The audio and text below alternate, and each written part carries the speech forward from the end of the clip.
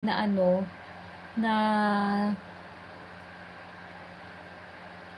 tawag ito na bakasyon mo, pero yung 1 week na naia-add mo kunwari is wala, hindi na nila yung babayaran.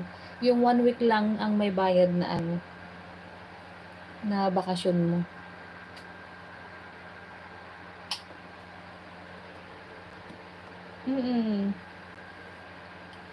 Yun ang kagandahan dito sa ano,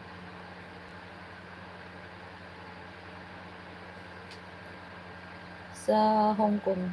Pero pumayat ako dito, Jessa, sa Hong Kong. Hindi kagaya sa Saudi na ang taba ko sa Saudi. Maliit yung bahay dito pero hindi ko alam. Baka yung pagkain hindi ko hiyang.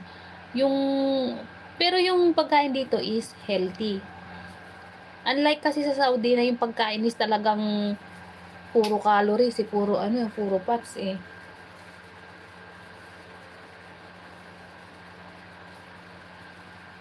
Yung pinsan ko, yung ano, long time no look. B, ikaw ang busy, B. You're so busy. Yung pinsan ko, ano, Jessa, yung pinsan ko is, ang tagal niya na dito sa Hong Kong.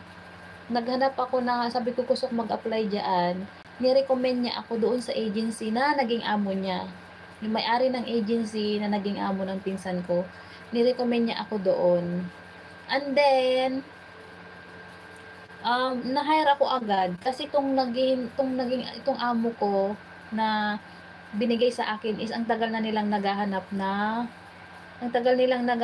ng kapalit nung katulong nila dati na nag cross country ng Holland. Ano lang, yung gastos ko lang is puno lagi panin. Ganda. Oo. Ang gastos ko lang is sa agency lang, yung agency na gastos ko lang is 25K. 25K lang yung gastos ko.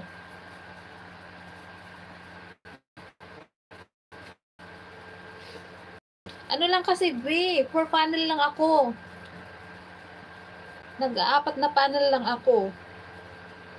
Pero na lang kung sasabihan ko kayo, magpa-panel ako. Pag sasabihan ko kayo na magpa-panel ako, 6. Yun na yung total na gastos. Yung gastos, as in, yung gastos na yun sa agency lang, yung medical, yung processing, yung OWA, yung ganyan, is 25K lang. Hindi kasali doon yung gastos ko na nag-travel ha. Hindi kasali yun.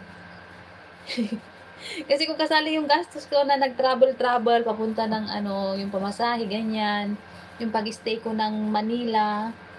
Ang nga eh, hindi ko naisip yun eh, kasi ganun kasi ako, hindi kasi ako palalabas. Na